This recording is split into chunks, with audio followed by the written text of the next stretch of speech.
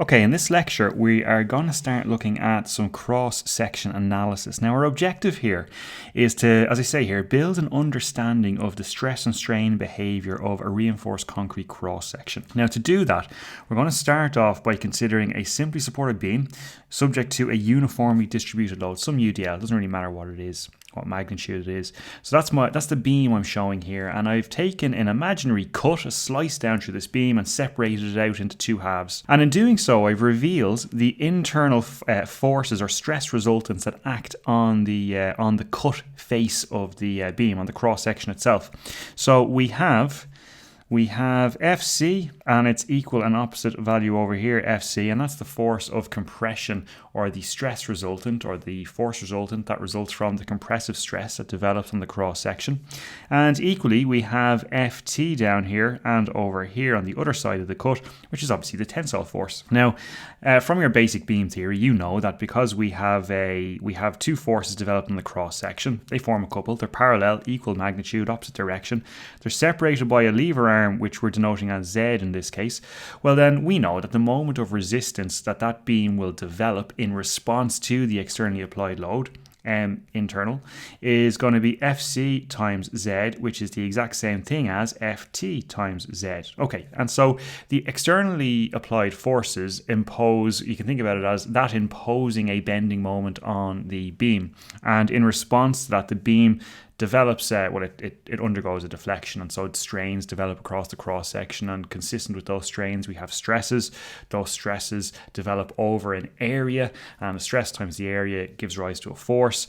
That's our compression force and our tension force, which form a couple, and that's how the beam essentially develops an internal moment of resistance that resists that externally applied force. Okay, so far so good. This is just basic beam theory so far. So let's just focus in then a little bit on the forces themselves that develop. So looking at this equation down here, right, we've got FC. So this FC, I've said, is the compression force. Now that's the force that develops in the concrete, what we call the compression block of the cross section. So let me just say that's the compression force developed in the compression block or the compression zone of the beam. So in this particular beam with this configuration of loading, the top, if the neutral axis of the beam is here, obviously it's the top half of the section that goes into compression and the bottom half goes into tension, which obviously means that's why we have a tension force here and a compression force here. So the compression force is going to be, this is the compression force, we'll just say developed in the compression zone. And sometimes we'll use the term compression block. And so what we're saying here is that region there is the zone of the beam that goes into compression, and this region down here is the zone of the beam that goes into tension. All right, so that brings us over to FT, the tension force. So the tension force is developed in the tension zone, but here comes the first peculiarity or specific reinforced concrete specific behavior. At the ultimate limit state, we assume that all of the concrete in that tension zone is cracked, right? So at the point at which this beam is at its ultimate moment capacity, it cannot resist any more loading. We're assuming that all of, that's not a great color, we're assuming that all of the concrete in that tension zone is cracked, and therefore it's not able to resist any tensile force that develops. And that is why we provide steel, right? So there'll be steel reinforcement here. And so we're assuming at the ultimate limit state that full tensile force is being resisted by the steel reinforcement that's provided in that tension zone that I'm indicating there with that red solid line. And that's a sort of a fundamental assumption that we have to get clear first. So I'll just say we ignore poor tensile capacity of concrete and assume the full tension force develops in the steel reinforcement. That's really critical that you understand that. So the next thing to say is that provided that FC and FT, right, so we've got a compression force and a tension force, one is applied to concrete and one's applied to steel, provided those forces don't exceed the material capacity, right, because if the force FC gets too big, it'll exceed the concrete's capacity to generate a compression force, and the concrete would crush and the beam would fail. Equally, if the force got too big, let's say there was enough compression capacity but there wasn't enough steel, well then at some point the tensile force, which is always going to be the same magnitude as the compression force, but that tensile force will essentially exceed the steel reinforcement's ability to develop that force, and the steel will yield, and again the beam will fail. And so they are the upper limits on the beam's behavior, the capacity of that compression block to generate or develop a compression force, and the capacity of the steel reinforcement to generate the tensile force. Okay, so that's the point we're making here. Provided that the forces don't exceed the material capacity of the concrete or steel, well then the internal moment will develop in response to and equal in magnitude to the externally applied moment. The two will equal each other, and the beam will be resisting the moment, and it'll be in equilibrium, and we have no problems.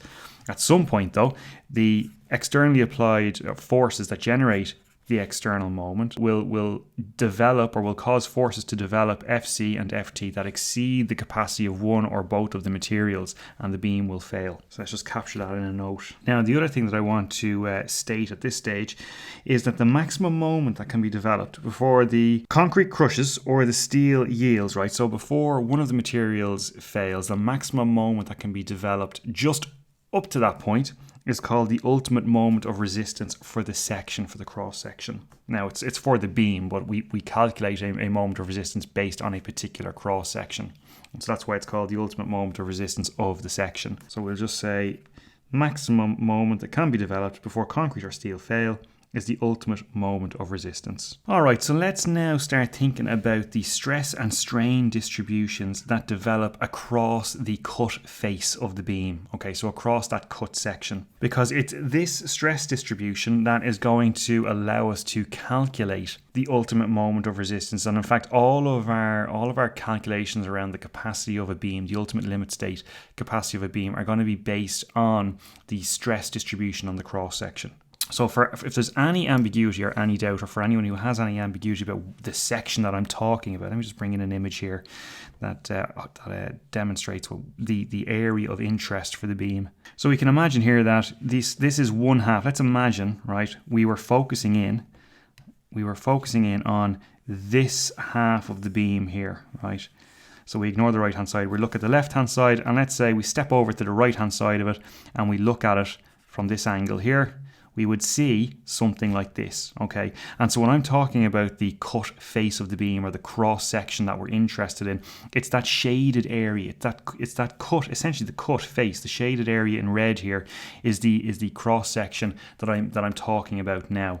And you can see here that we have our compression force and our tensile force indicated for the particular cross section. All right, so now that we understand the cross section under consideration, as I say here, let's now bring in another image that shows the strain and stress distribution across the depth of that cross section. Okay, so here we have the cross section. So the cross section here on the far left is, we're looking at a head-on view or a face-on view of this shaded area in red here. It's just that the one I'm sketching out or shading on now doesn't have the steel reinforcement shown on it. So we can see here that the cross section, there's a few dimensions indicated. So B is typically what we refer to as the width of the section. X is going to be an important parameter. That's the depth of the neutral axis.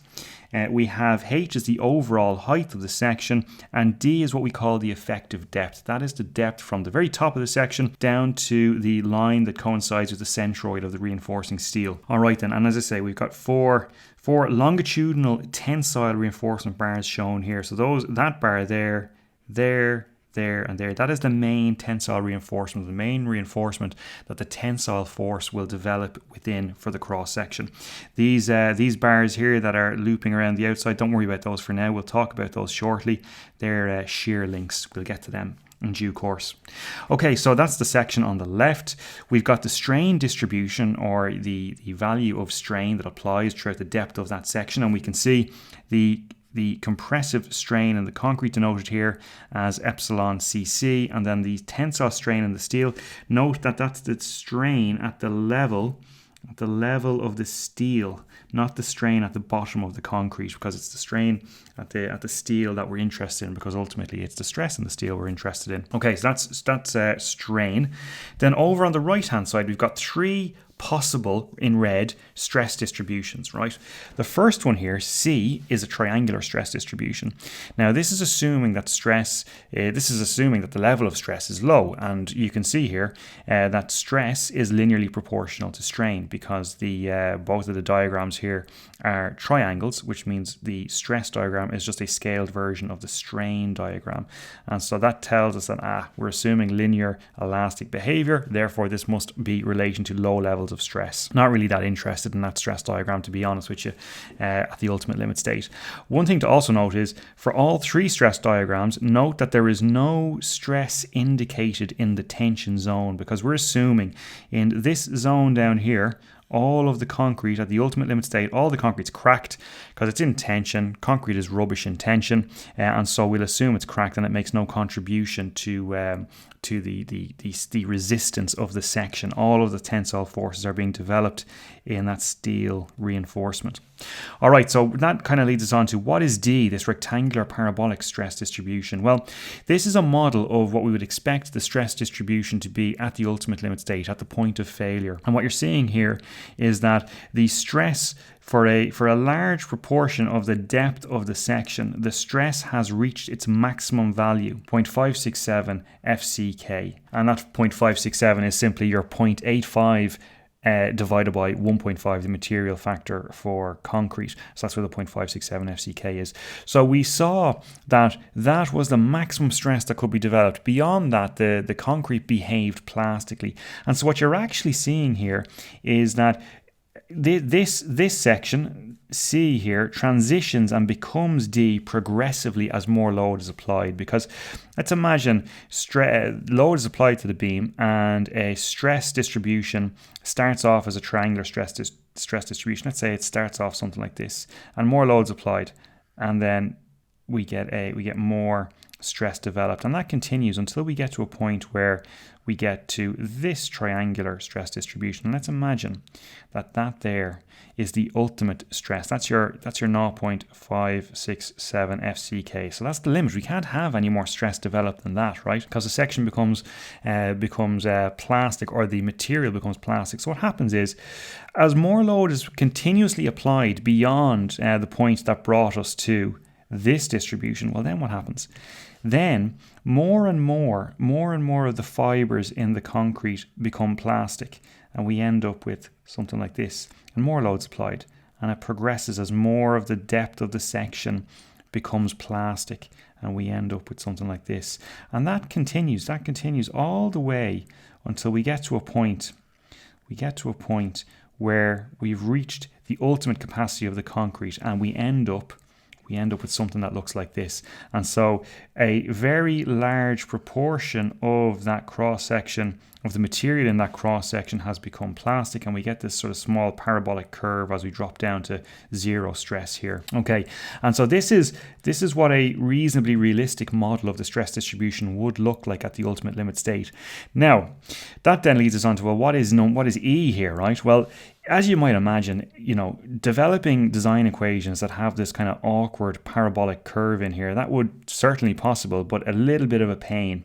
And so what we tend to do is we approximate this rectangular parabolic stress distribution with an equivalent rectangular stress distribution, because we like a simple life, and it's an awful lot simpler to develop our equations when that stress block, that zone of compressive stress, is a rectangle instead of this sort of parabolic rectangle with a parabolic chunk on the end of it here. So this is the equivalent, and we can it's an approximate equivalent rectangular stress block, and we can say that the depth of that stress block is 0.8 times the depth of the neutral axis. And so this guy here is the stress block that we tend to use for our calculations. And so what that's saying is that the magnitude of the stress, if I was to take that line and I was to trace it all the way back over to the section, what we're saying here is that at the ultimate limit state, the compressive stress that's developing across this whole zone here of the cross section that I'm highlighting in green here, the compressive stress that's developing there is 0.567 FCK. And once we have that, it's relatively easy to work out where the stress resultant, we'll get to it, but I'll just sort of briefly say it here. The resultant of that stress acts in the middle, and so you'd have a compression force here. That's FC. We'd have, let's carry the line of the steel all the way across to here, and we'd have a tensile force applied here. Okay, and so we'd have, that's a couple, right? Two forces, equal magnitude, opposite direction, parallel. We'd have a lever arm between them, Z, and on that basis, we'd be able to work out what is the moment of resistance of the section. And again, as I say, we're going to get there. But for now, I just want you to really understand how well, first of all, we have a strain distribution, and then we have various different stress distributions as more and more load is applied. Again, initially starting off with stress linearly proportional to strain. Then as the very extreme top fiber of the concrete section reaches its maximum compressive stress, it can't develop any more compressive stress. The material becomes plastic at that point. Well, then we end up with the sort of zone of plasticity migrating further and further down the cross section until we get to this point here, and we've reached our maximum capacity. And we approximate. So that is a snapshot. That is a snapshot of the stress distribution at failure, and for an easy life we approximate that with an equivalent rectangular stress distribution, which is the guy on the very far right here, E. And that's what gets used within our further derivations, as we're going to see very shortly. Alright then, so let's very briefly just capture a little bit, not all of it, a little bit of that in a couple of notes here. So we'll just say A is referring to this A here. So A is just the cross section showing 4 tensile reinforcement bars. B was our strain distribution. C was a triangular stress distribution, and I'll put in brackets here for low levels of stress. And I'll just say arrow linearly elastic behavior, or linearly elastic. And then we've got the rectangular parabolic stress distribution at the ultimate limit state. And then finally, E was the equivalent rectangular stress distribution. And we'll just say that that's a simplified approximation of D. And I'll say a kind of important point here. Note that for C, D, and E, so these are your 3 stress distributions, these guys, there is no stress developed in the concrete tension zone. And that's because we're assuming, we'll just say we assume cracked concrete makes no contribution. All right then. So that's a snapshot really of the stress and strain behavior across the cross section. So that leads us then on to start talking about a concept called balanced section design. So let's tease that one out next. Okay, so we've already said that the moment of resistance, let's say M internal, we know that that's equal to the force on the concrete times whatever the lever arm is, which is also equal to, same thing as the force in the steel, which is tensile force, we'll say Ft times Z. Okay, now we know that the concrete crushes, or according to our model of concrete behavior, concrete crushes at a strain of 0.0035. So we said that that was epsilon Cu2 equal to 0.0035. Now we also know that the steel will yield at a strain of 0.00217. Okay, so what does this mean? This means that we have an upper limit on material behavior for steel and concrete. And so the first thing that we're going to do is to imagine the scenario where the steel and the concrete fail simultaneously. And this is referred to as a balanced section design. And it's a reasonably logical starting point. It's, let me say at the outset, it's not a condition that we're going to try and achieve. It, balanced section design makes it sound like it's a good thing. It's not a good thing. We don't want to achieve this. What we're doing in focusing initially on this particular section behavior is we're establishing a boundary beyond which we do not want to go. And so you can think about this balanced section design as establishing the limit of the behavior, so to speak. So let's just say, consider the case where the concrete and steel fail simultaneously. And I'll just say known as balanced section failure. All right, so let's just see, what does that mean from a strain point of view? Because we know the limit for the concrete strain, we know the limit for the steel strain, we know that those are the strains at failure. So if we have simultaneous failure of steel and concrete, well, then we know what the strain distribution for our section should look like. So if I sketch that out next, so we can imagine a strain on top of our concrete looks something like that, and imagine the strain on our steel. So this is not the bottom of the section, but this is a strain at the level of the steel. And so we'd have it's a linear strain distribution, okay? And so let's just put on the actual strain values in each case. You'll recall that I said sometime earlier that the depth from the very top of the section down to the level at the set that's in line with the centroid of the steel, that was called the effective depth, and we let that equal to D. So I don't know if I actually wrote it previously, but that is the effective depth.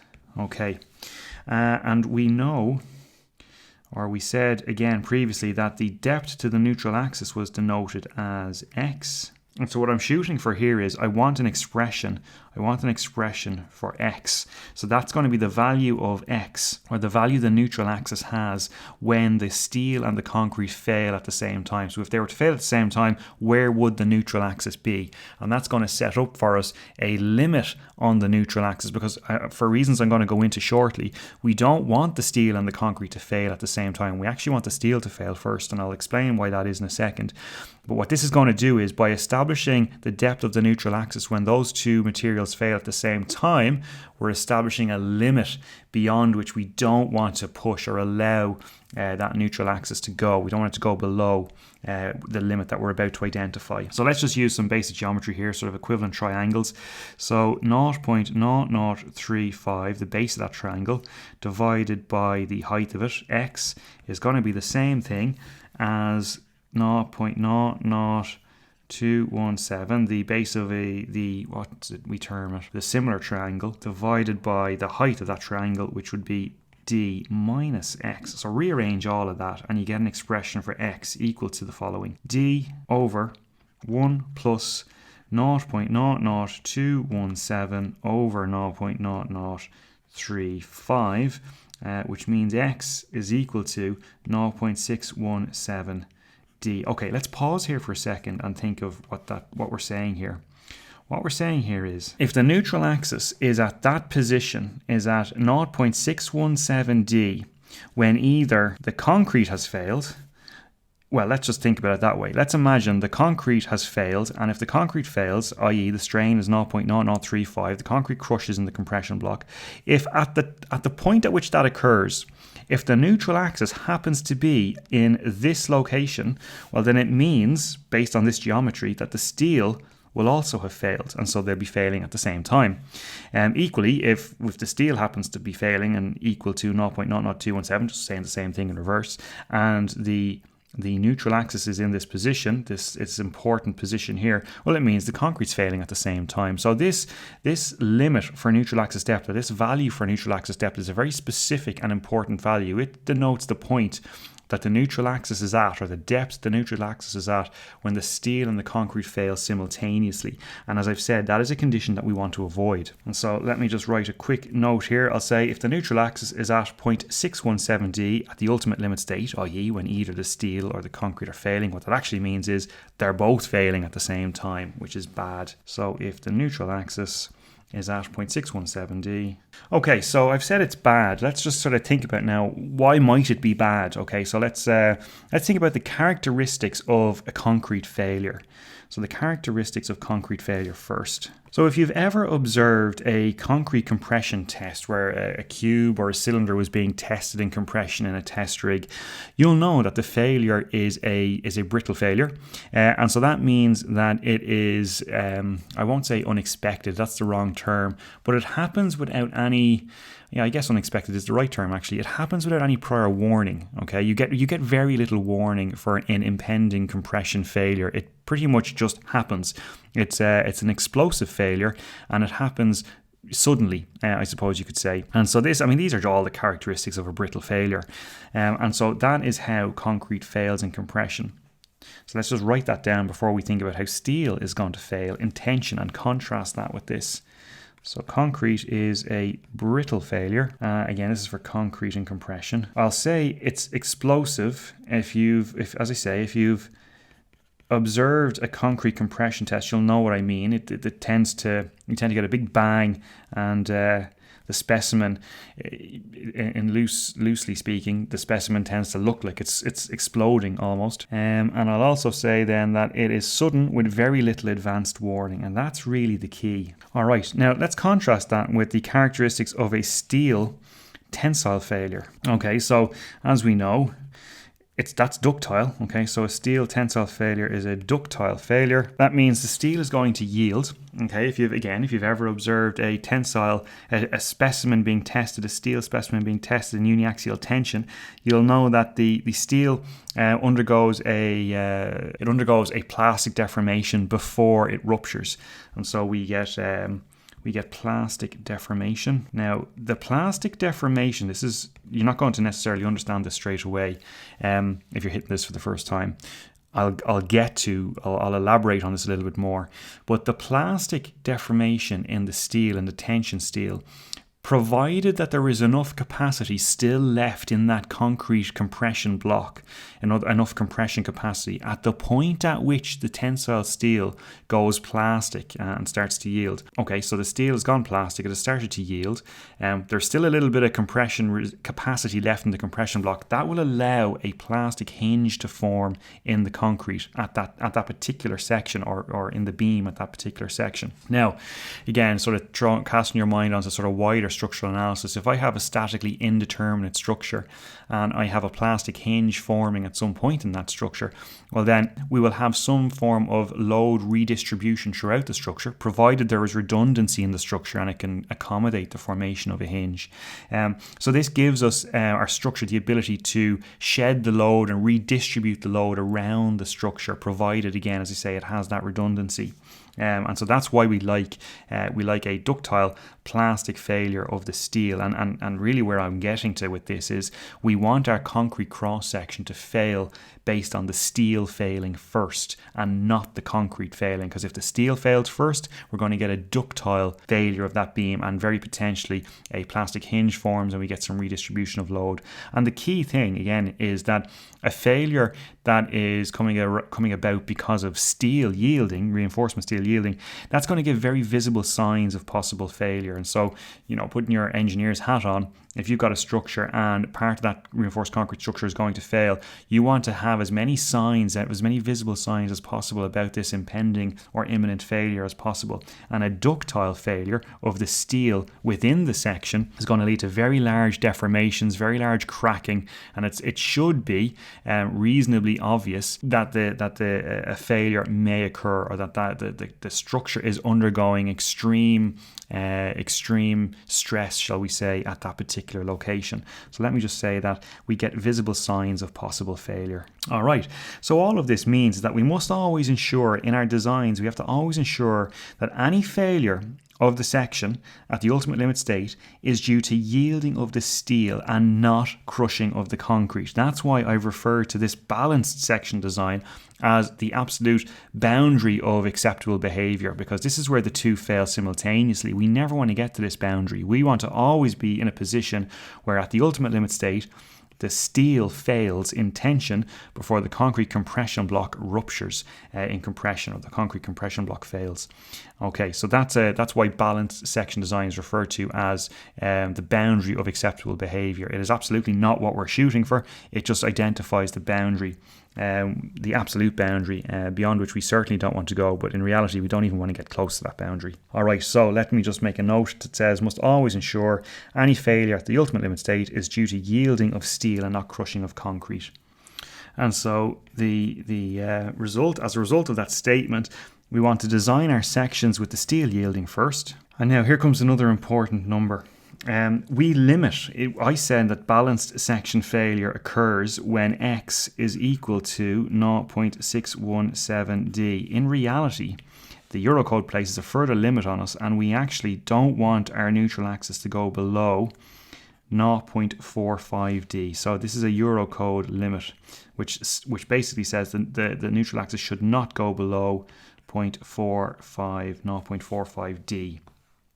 Okay, so that's what we're actually going to observe. This is the material behavior predicts or implies this limit, 0.617, a further limit is where we're sort of moved further away from that boundary, that unacceptable boundary, and we're moved to a 0.45D by the code of practice, by the Eurocode. So let's say limit neutral axis depth to 0.45D. Now what that means is we essentially are baking in some additional rotational capacity of our cross section before the concrete fails. And this is to facilitate this possible hinge formation, plastic hinge formation in the concrete.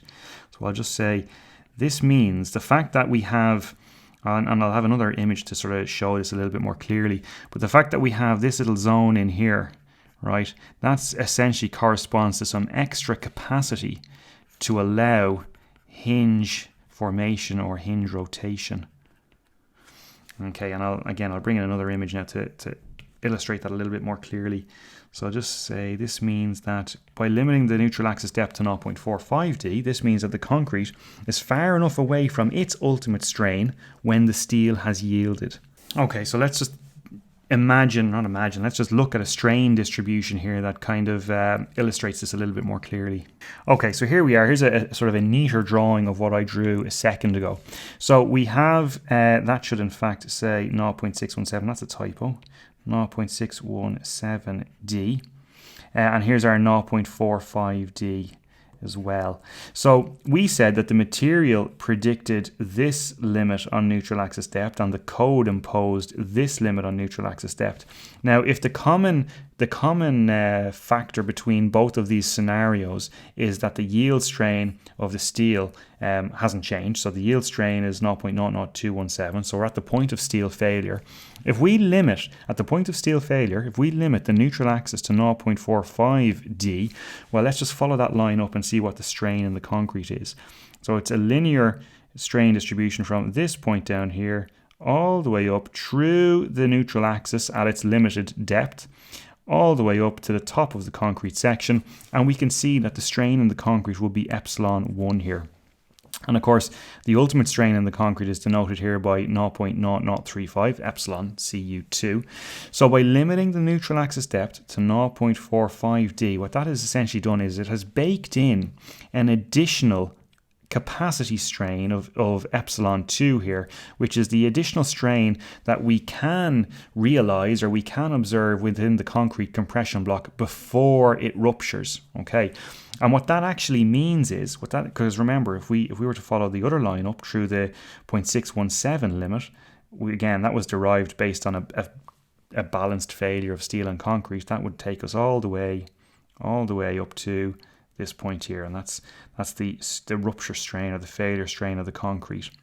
But by the Eurocode imposing this lower limit of 0.45D, what it does is it gives us this additional capacity of epsilon 2, and it is the section's ability to rotate, to further rotate. So remember, the steel down here is plastic, right? So it's undergoing an elongation for no increase in stress, so there's no additional force being developed in the steel, but we're continuing to rotate the cross section, and that's being facilitated by the fact that the concrete is not going to rupture or crush until we go all the way. So let me get a different color. From here, right, that's when the steel starts to fail, all the way out to here. And it's only when we get to that point that we'll have a compression failure within the concrete compression block. And so that's why I say imposing a lower limit of 0.45D allows the section to potentially form a plastic hinge and continue to rotate, distributing load elsewhere in the structure, and all the time giving us as users, or people within the structure or observing the structure, giving us plenty of visible signs that the structure is in trouble, and we may even need to evacuate the structure.